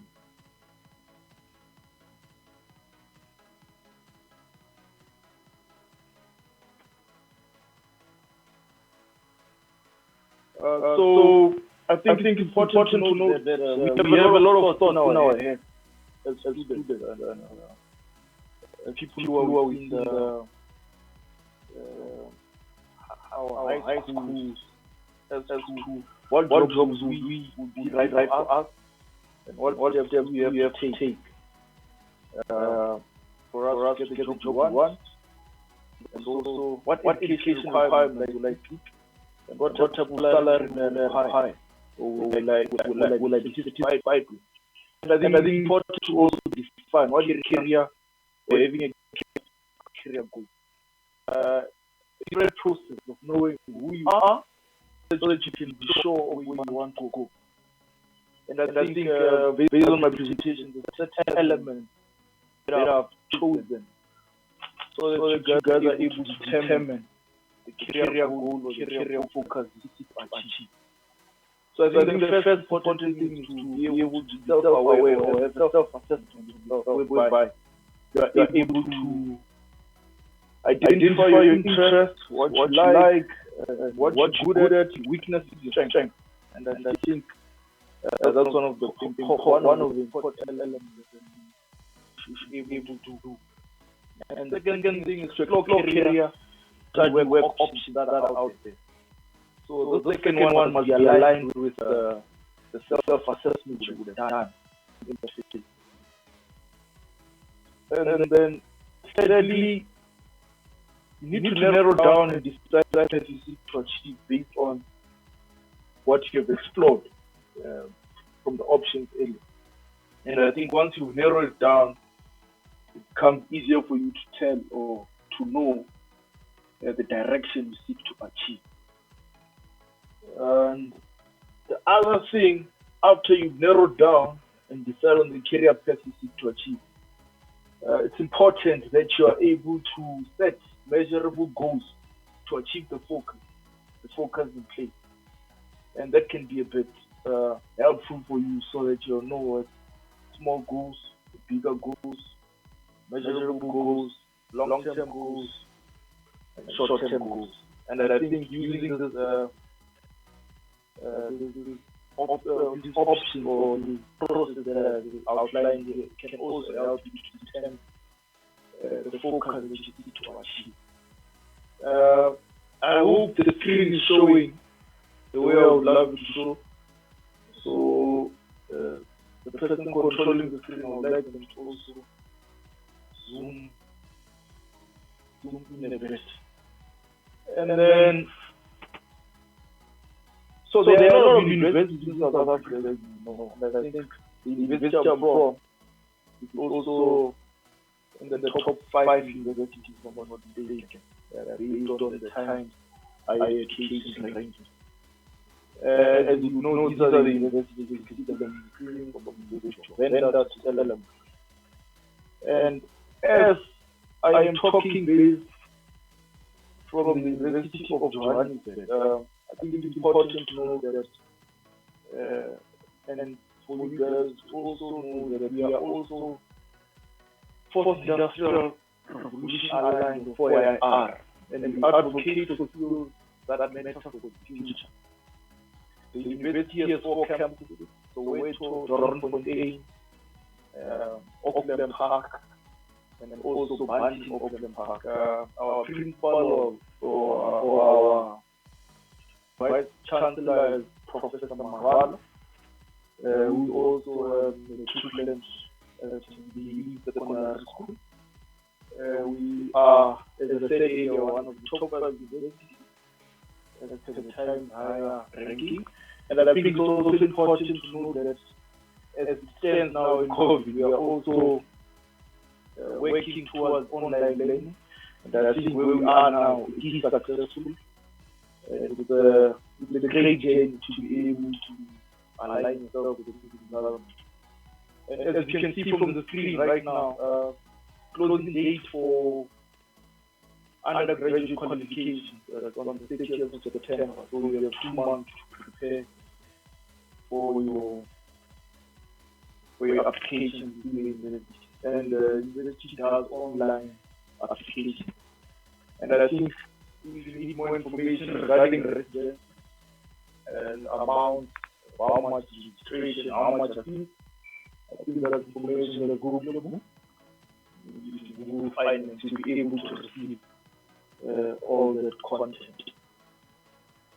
And then faculty focus. So there's different faculties in the university. From the faculty of engineering, to the faculty of law, faculty of science, art, design, and architecture, college of business and economics, and faculty of education. So I will focus more on the faculty of engineering in the built environment. And then I'll probably take a few programs within the faculty of health science. So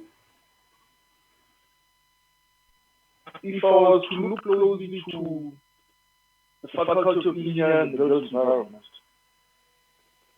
there are quite a number of programs that the university offers, from chemical engineering, civil engineering, metallurgy, mining engineering, management services, urban town and regional planning.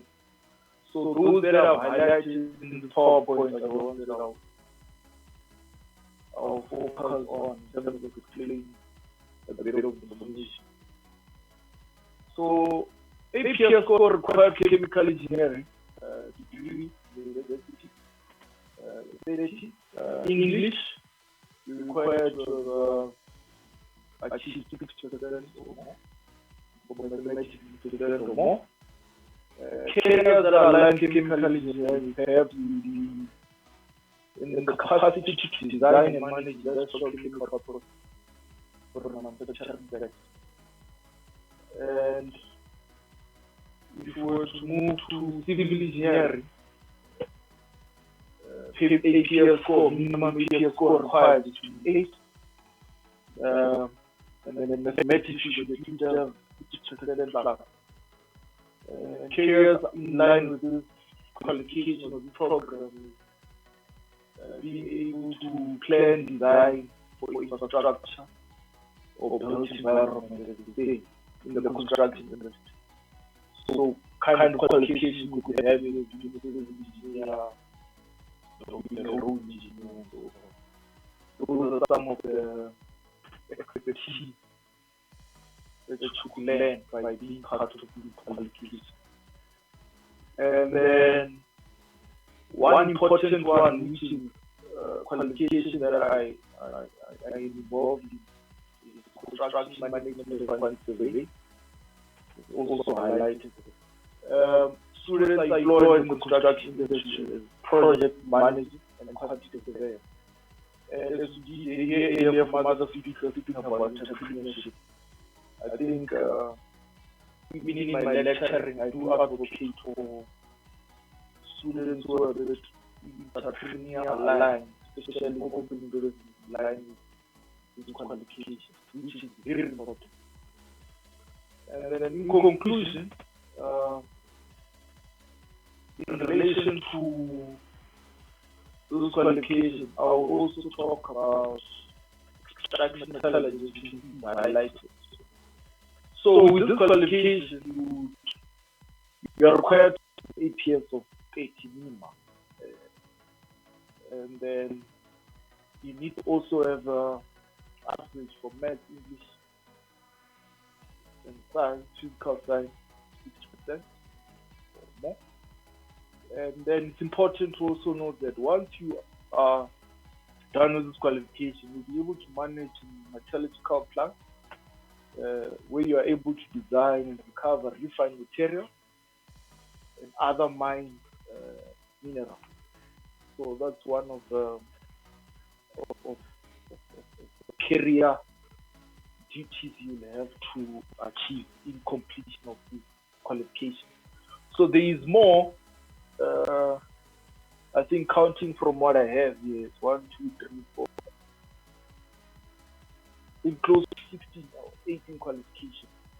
So in light of the 4IR, there's a lot of introduction of different streams in terms of how we can execute the fourth industrial revolution. So, for instance, in my case, I am starting now to talk to my students about building information modeling, which is a system which helps construction managers or quantity surveyors to understand a building from a 3D concept. Though it has an element of the third industrial revolution, but it's something which can help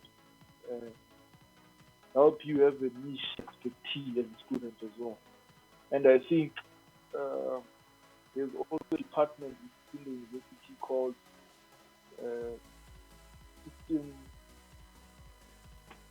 Institute of Intelligence Systems. So that institute helps all programs in advancing their qualification and ensuring that they develop their skills for the fourth and the fifth industrial revolution.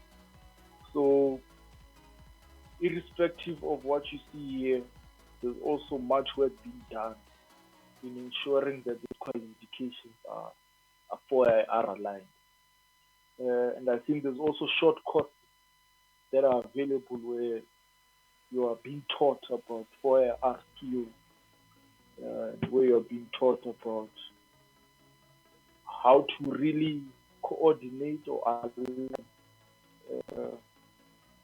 programs such as this with the ongoing changes that are happening in the world today. Moving into the other slide, I just believe that I am still on par in relation to clarity and you being able to see the screen. So yeah, in terms of the programs, that's more or less it. And I think for more information, really, if you can see this slide, I think if you need to understand about the prospectus of the university, that's the website. If you want to understand postgraduate funding or undergraduate funding, that's out, and any other bursary, those are the that you do. And most of this funding, I think, is not from what we mistaken. And it's important that you apply on time to be able to help yourself to your career goal. I think in relation to my discussion, I'll end I'll take questions if I'm enough.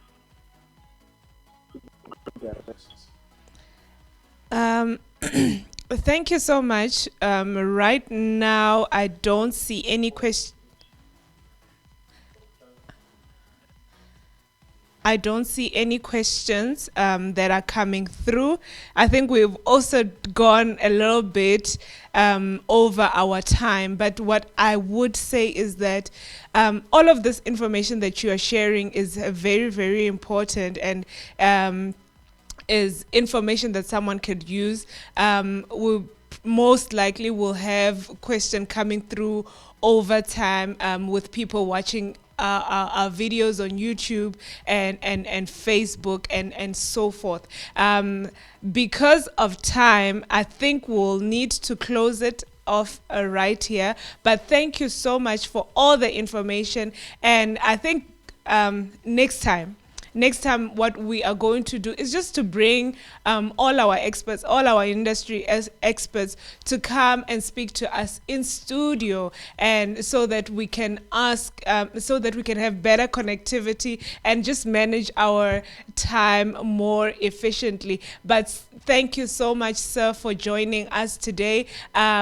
We will certainly be in contact for a next session where you can divulge more information with regards to engineering, what one would require. And I'm glad that you also shared information with regards to where we can get more information at the UJ site, and I'm sure there's other universities that offer these same courses, that offer courses in engineering. And I'm also loving the fact that you touched on the fourth industrial revolution, which is very imperative in us making a decision in terms of what we are going to study going forward. Now, like I said to all our viewers who are watching online, you can catch this video at any point in time. You can catch it on YouTube. You can catch it here on our Facebook page. You can just rewatch it. And if you have any questions or you have any suggestions, or you want to get involved in the eCareer guidance, you want to share some of your information, share some insight, please do contact us, to inbox us, DM us, and we will certainly get back to you. And we would like to know, we would like to get reviews with regards to how you found this session this evening. If I can get an indication from our crew back there if we are okay, but I think we are okay. And lastly, I just want to say to everyone, thank you. Thank you so much. I want to say to the team, the plug, thank you so much for putting all of this together. Your efforts do not go unrecognized. We do appreciate it. I certainly appreciate it, and I'm sure our pastor, the man of God, Pastor Obedience, appreciates it. I also want to appreciate him for giving us this platform and this opportunity to host our first ever eCareer guidance. So thank you to him, and thank you to God for this time and for this opportunity. You know, sometimes we would say to ourselves that we are not given, because of the restrictions and because of this, we take it as a disadvantage. But I think other ways, technology and all of those things have afforded us an opportunity to be able to reach even more people than we would have reached if we were going door to door or if we were hosting it at church. And we are really grateful, because all things work together for good for those who love the Lord. And even during this time, we believe that things are working together. I am not going to keep you here any longer, but thank you so much for watching. This is eCareer Guidance, brought to you by The Plug, powered by Calvary Christian Church in Johannesburg. You can catch all our other services right here on Facebook, on YouTube. We have it all. Our Sunday service starts at 10. Our Wednesday e-recharge service starts at 6:30 live on Facebook. More if when we have more eCareer guidance or plug services, we will let you know through our communications line. And have yourself a blessed evening, and stay safe. We are praying for your safety, and keep praying for our country. We hope you make an informative decision about your future. Thank you so much. Hey! Hey, you! Yes, you! Are you in grade 11 or matric or know somebody that is? And if you are you undecided about which career to follow or know somebody that is unsure? Then this is for you. Calvary Christian Church, Johannesburg and the Plug Mentorship brings you the eCareer Guidance on the 31st of July 2020, where we will uncover and discuss different career paths that are available to you. As Calvary Christian Church, a place you can call home, we have created this platform to live out our vision, which is to equip saints.